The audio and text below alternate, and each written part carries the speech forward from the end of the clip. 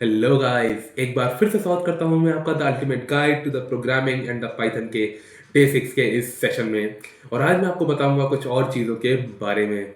देखो, कई बार ऐसा हो सकता है कि हम अपने कोड में कुछ ऐसी लाइंस को लिखना चाहें जो एग्जीक्यूट ना हो, और केवल इंफॉर्मेशन पर्पस के लिए हम उन्हें अपने कोड में रखना चाहेंगे। लेकिन हमारा पाइथन इंटरप्रेटर होता है, वो हर लाइन ऑफ द कोड को एग्जीक्यूट करता है।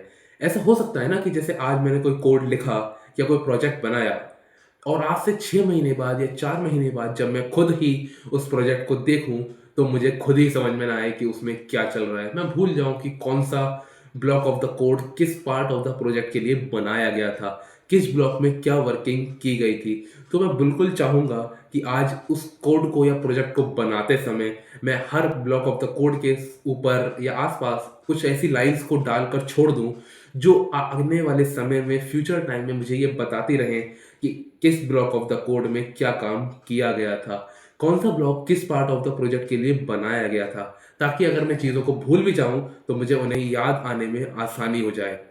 या ऐसा हो सकता है कि अगर हम शेयर्ड वर्क स्पेस में काम कर रहे हैं, सपोज करो मैं दो लोगों के साथ काम कर रहा हूँ, एक रोहन एक मोहन, तो उन दोनों को ही मुझे अपना कोड समझाने के लिए मैं अपने कोड को चाहूंगा कि इस तरीके से डिजाइन करूं कि उन दोनों बंदों को वो कोड समझ में आए।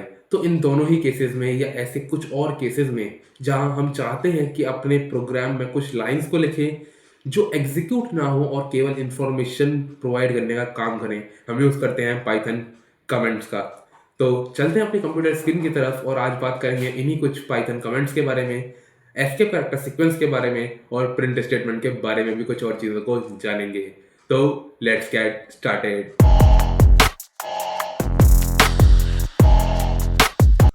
तो आ चुका हूँ मैं अपने VS कोड पर, और यहाँ मैं सबसे पहले एक नई फाइल बना लूंगा। तो देखो, नई फाइल बनाने के लिए या तो मैं यहाँ पर क्लिक करके नई फाइल बना सकता हूँ, वरना मैं यहाँ पर क्लिक करके जैसे ही डबल क्लिक करूंगा तो देखो यहाँ भी मुझे एक नई फाइल बनाने के लिए दे देता है ऑप्शन। ठीक है, तो मैंने नई फाइल बना ली है विद द नेम day6.py, और इस शॉर्टकट का भी आप यूज़ कीजिएगा, बहुत अच्छा लगता है शॉर्टकट को यूज़ करते हुए।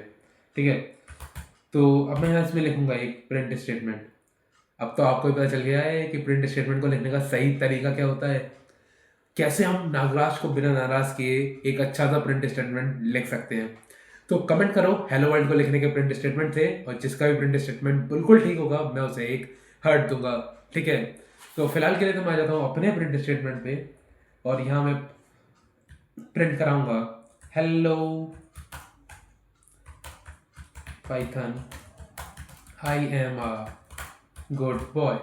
ठीक है, तो अब क्योंकि इसमें कोई शक नहीं कि मैं एक अच्छा बच्चा हूँ, तो मुझे आउटपुट देखने को मिलेगा hello Python I am a good boy.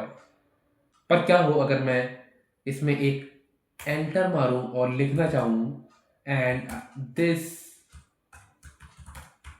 Viewer is also a good boy slash girl.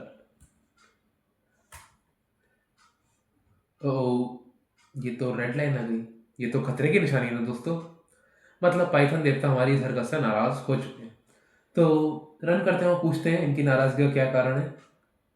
अनटर्मिनेटेड string literal, ये क्या है? मैं बताता हूँ ये क्या है। जैसे ही हमने यहाँ कर्सर रख के एंटर मारा, तो पाइथन कहता है कि I don't like it. Python को ये बिल्कुल भी अच्छा नहीं लगा कि हमने यहाँ कर्सर रख के सीधे एंटर मार दिया। तो भाई मुझे तो नेक्स्ट लाइन में प्रिंट कराना है। तो जब मैं पाइथन से पूछता हूँ कि पाइथन देवता मुझे बताओ कोई तरीका, किस तरीके से मैं इसको नेक्स्ट लाइन में ले जा सकता हूँ, तो पाइथन देवता कहते हैं कि बच्चा, अगर आप इसको नेक्स्ट लाइन में ले जाना चाहते हो तो आप इसकी जगह बैक स्लैश और एन का यूज़ क्यों नहीं करते। तो मैंने कहा अरे हाँ, ये तरीका भी तो आपने बता रखा है। तो जैसे ही हम मैं यहाँ बैक स्लैश एन लिख कर रन करूँगा, तो मुझे देखने को मिलेगा hello world I am a good boy, और बूम, नेक्स्ट लाइन में ही मुझे आउटपुट देखने को मिल रहा है कि and this viewer is a good boy slash girl. मतलब ये हमारा बैक स्लैश एन के बाद जो भी मैंने लिखा वो नेक्स्ट लाइन में आ चुका है। इसी बैक स्लैश एन को हम कहते हैं एस्केप कैरेक्टर सीक्वेंस। ठीक है, तो बात करेंगे इन एस्केप कैरेक्टर सीक्वेंस की ही, लेकिन उससे पहले हम चलते हैं कमेंट्स की ओर। अब जैसे कि मैंने ये प्रिंट स्टेटमेंट लिखा है, और अगर मैं इसके ऊपर ही एक इंट्रोडक्टरी लाइन लिखना चाहूँ कि this is a print statement. तो जाहिर सी बात है कि यहाँ मुझे रेड लाइन देखने को मिली, एरर देखने को मिला, और पाइथन देवता मुझसे यहाँ नाराज हो चुके हैं। तो कोई बात नहीं, रन करते हैं और देखते हैं क्या नाराजगी का कारण है। इनकी नाराजगी का कारण है इनवैलिड सिंटैक्स। पाइथन के निगाहों में ये कोई भी वैलिड सिंटैक्स नहीं है। पाइथन कहता है मुझे नहीं पता तुमने ये क्या बवाल लिख दिया, ठीक है, पर ऑब्वियसली ये बवाल नहीं है, ये एक इंट्रोडक्टरी लाइन है। तो अब ऐसे ही कुछ केस में, किसी भी केस में अगर हम कोई इंट्रोडक्टरी लाइन को लिखना चाहते हैं और हम चाहते हैं कि वो एग्जीक्यूट ना हो, तो हम उसके लिए यूज करेंगे हैशटैग का।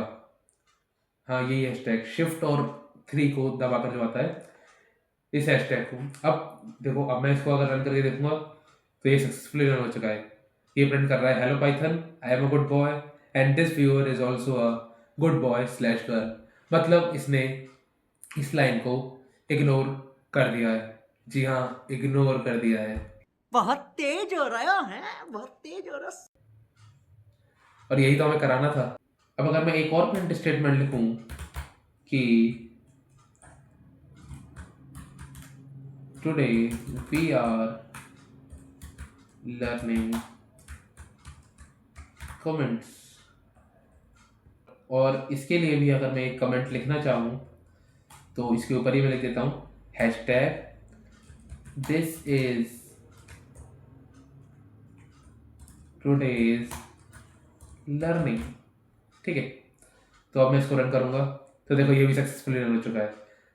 पहले लाइन में आया hello Python I am a good boy, \n के बाद लिखा हुआ जो भी था वो आ गया अगली लाइन में। उसके बाद फिर तीसरी लाइन को इसने इग्नोर किया और चौथी लाइन में प्रिंट करा today we are learning comments. तो मतलब हैशटैग के आगे जो भी लिखा होगा उसको पाइथन इग्नोर करेगा, और इसी हैशटैग के आगे जो भी लिखा होता है इसी को हम कमेंट्स कहते हैं। तो ऐसा नहीं है कि हम केवल एक नई लाइन में इसको लिख सकते हैं। अगर मैं यहाँ भी लिखूँ कि दिस इज अ कमेंट, तो देखो ये भी पाइथन इग्नोर करेगा, ठीक है। मतलब इस प्रोग्राम में हैशटैग के आगे जो भी लिखा जाएगा वो सारा कुछ पाइथन इग्नोर करेगा। और ऐसा नहीं है कि हम केवल एक ही लाइन या 2-3 लाइन लिख सकते हैं कमेंट्स के रूप में, हम मल्टीपल लाइंस कमेंट के रूप में लिख सकते हैं। जैसे अगर मैं यहाँ इतनी सारी लाइन मैंने लिखी और अब मैं इस प्रोग्राम को रन करूँ तो देखो तो भी आउटपुट सेम है, ठीक है। तो इसका मतलब ये हुआ कि हैशटैग कितने भी हो और उसके आगे जो भी लिखा हो पाइथन सब कुछ इग्नोर करेगा। और एक चीज़ और, अब जैसे मैंने इतने सारे कमेंट्स यहाँ लिखे और मुझे अगर इनको एक साथ अनकमेंट करना है तो मैं एक शॉर्टकट की का यूज़ करके इसको अनकमेंट कर सकता हूँ, अनकमेंट भी कर सकता हूँ, फिर दोबारा कमेंट भी कर सकता हूँ। कंट्रोल और ये /, कंट्रोल /। तो आगे आने वाली वीडियोस में अगर मैं जल्दी से किसी भी लाइन को अनकमेंट या कमेंट करते हुए देखूँ तो कंफ्यूज मत होना, मैंने उसको कंट्रोल और // से अनकमेंट किया है। फिलहाल के लिए मैं इतनी लाइन्स को यहाँ से हटा देता हूँ। तो देखो ये तो सिंगल लाइन कमेंट हो गया। सिंगल लाइन कमेंट मतलब जैसे ही मैंने ये लिखा हैशटैग और उसके आगे लिखा this is a print statement, अब मैं जैसे ही एंटर मारूंगा और कुछ भी लिखूंगा तो फिर पाइथन इंटरप्रेटर उसको दिखाने लगेगा कि ये एग्जीक्यूटेबल लाइन है, ठीक है। तो ये सिंगल लाइन कमेंट है। अगर मैं चाहता हूँ कि कुछ इस तरीके से लिख लिख दिया जाए कि मैं कितने भी बार एंटर मारूँ वो सारा कुछ कमेंट्स में ही रहे, तो उसको कहते हैं मल्टी लाइन कमेंट। हैशटैग वाला सिंगल लाइन कमेंट और मल्टी लाइन कमेंट्स लिखने के लिए मैं यूज़ करूँगा ये ट्रिपल कोट्स का, मतलब 3 बार कोट्स। और इसके अंदर जो भी मैं लिखूंगा कि दिस इज अ कमेंट, तो देखो पाइथन ने इसको एक कमेंट के तौर पर ट्रीट किया। अब मैं इसमें नीचे आता जाऊं और यहाँ मैंने लिखा कि this is also a comment, तो ये सारा कुछ अंडर कमेंट्स ही रहेगा, पाइथन इसको इग्नोर करेगा, ठीक है। और ये तो डबल कोट्स लिखा मैंने, अगर आप 3 सिंगल कोट्स भी लगाओगे ना तो इसको भी वो कमेंट ही ट्रीट करेगा। जैसे मैंने इसको रन करा तो देखो ये हो गया। तो हैशटैग अगर आप लगाओगे तो वो सिंगल लाइन कमेंट बनेगा, नेक्स्ट लाइन में वो फिर से एग्जीक्यूटेबल लाइन बन जाएगा। लेकिन अगर आप चाहते हो कि काफ़ी सारी लाइन्स को एक साथ में लिखना चाहूँ और एंटर मारूँ तो वो एरिया भी कमेंटेड रहे, तो इसके लिए हम यूज़ कर सकते हैं इन मल्टी लाइन कमेंट्स का। तो वापस चलते हैं एस्केप सीक्वेंस कैरेक्टर्स की ओर।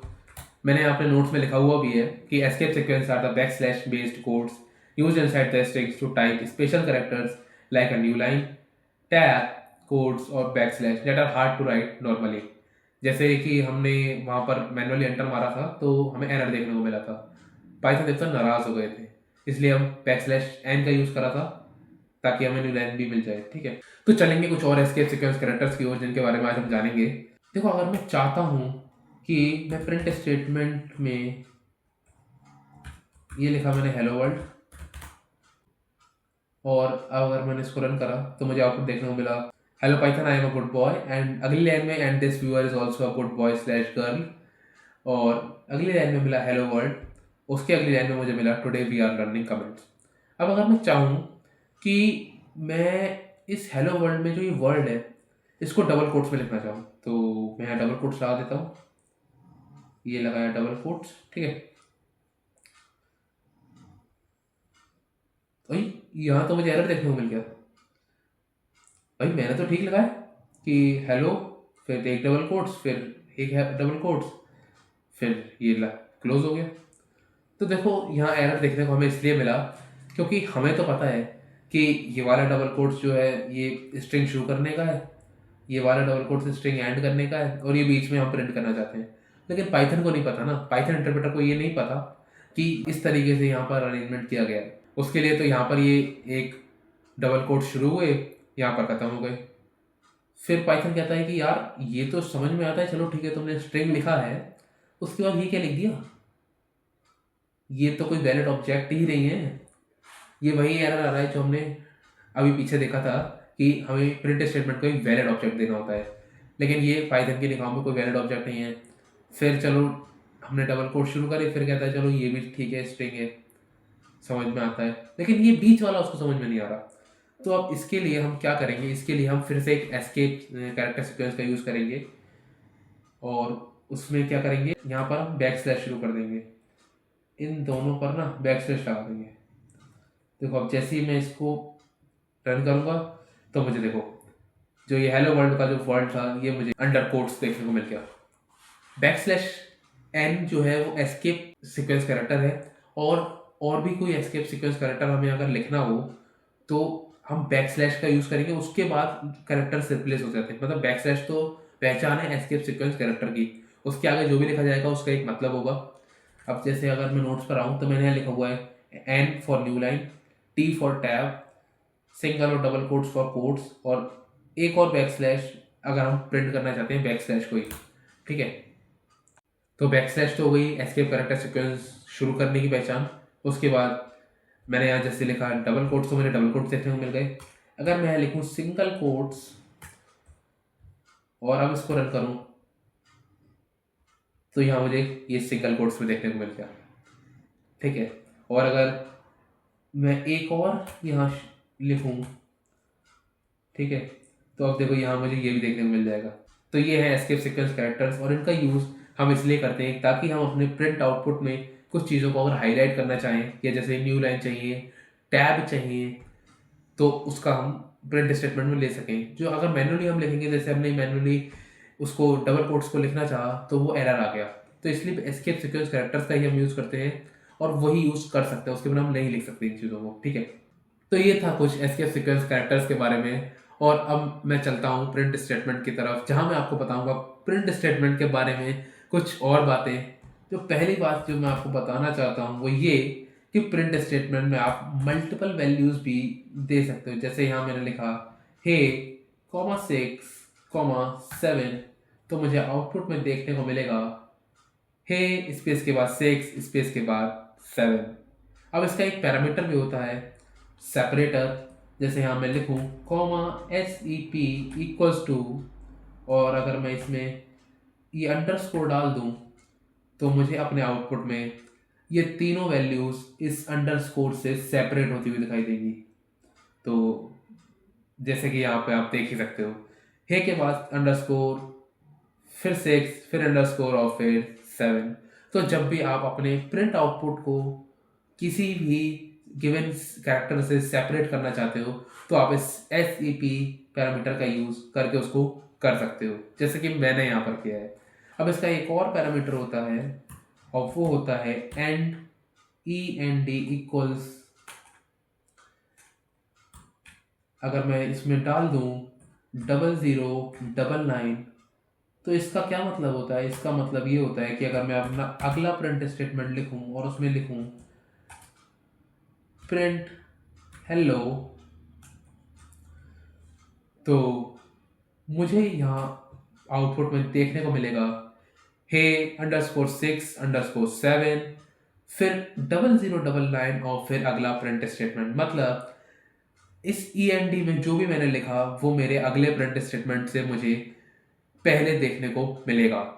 अब आइडली हम यहाँ पे एक न्यू लाइन कैरेक्टर लिखते हैं। जैसे ही मैंने यहाँ न्यू लाइन कैरेक्टर लेके इसको रन करूंगा तो देखो यहाँ एक न्यू लाइन कैरेक्टर भी मेरे इस वाले प्रिंट स्टेटमेंट में अपेंड हो चुका है। तो इसमें एक न्यू लाइन कैरेक्टर तो हम आइडली देते ही हैं, हम इसमें नल कैरेक्टर भी दे सकते हैं। आपको मालूम होना चाहिए, हाँ, नल कैरेक्टर भी हम इसमें दे सकते हैं। नल कैरेक्टर का मतलब यहाँ पर ये होगा कि जैसे अगर मैं यहाँ नल कैरेक्टर दूँ तो देखो जैसे ही यहाँ मैंने नल कैरेक्टर दिया तो ये जो अगला प्रिंट स्टेटमेंट है ये इसी प्रिंट स्टेटमेंट के बाद आ गया। मतलब बाय डिफॉल्ट तो ये \n होता है, मतलब न्यू लाइन कैरेक्टर होता है, लेकिन अगर मैंने इसको अमेंड करके नल कर दिया तो यहाँ पर ये नल हो गया और अगला प्रिंट स्टेटमेंट मुझे इसी प्रिंट स्टेटमेंट के आगे देखने को मिल गया। ठीक है, तो अब क्या डिफरेंस होता है इस सेप में और इस एंड में? सेप बेसिकली किन्हीं वैल्यूज को जो हमने प्रिंट स्टेटमेंट में मल्टीपल वैल्यूज दी है उनको सेपरेट करने के लिए यूज होता है किसी गिवन कैरेक्टर से, और एंड जो होता है वो अगले प्रिंट स्टेटमेंट से पहले हम क्या वैल्यू देखना चाहते हैं उसके लिए होता है। अब जैसे कि मैंने यहाँ लिखा हुआ है कि बाय डिफॉल्ट सेपरेटर जो होता है वो स्पेस होता है और बाय डिफॉल्ट जो एंड होता है वो एक न्यू लाइन कैरेक्टर होता है। तो वही तो हो रहा था यार यहाँ पे, जैसे कि ये वाला जो आउटपुट आया था हेलो स्पेस के बाद 6 और स्पेस के बाद 7, तो हमने यहाँ पर कहाँ कुछ लिखा था? हमने इस ऐसे भी नामक पैरामीटर को अमेंड नहीं किया था तो हमें स्पेस देखने को मिला था। फिर हमने जैसे यहाँ पर एक अंडरस्कोर डाला तो हमें यहाँ अंडरस्कोर देखने को मिला, अंडरस्कोर से ये वैल्यू सेपरेट होती हुई दिखाई थी। फिर हम जैसे ही हमने यहाँ पर एंड को नल किया तो हमें ये अगला प्रिंट स्टेटमेंट इस प्रिंट स्टेटमेंट के बाद देखने को मिला। अब अगर मैं एक और प्रिंट स्टेटमेंट यहाँ लिखूं जैसे कि हेलो (8,9), उसके बाद मैं पैरामीटर लिखता हूँ set इक्वल्स टू, और इसमें ये वाला पैरामीटर डालता हूँ कौन सा, ये @ उसके बाद मैं एंड पैरामीटर को भी खोलता हूँ और उसमें लिखता हूँ 0 और एक न्यू लाइन कैरेक्टर। उसके बाद मैं अगला प्रिंट स्टेटमेंट लिखता हूँ प्रिंट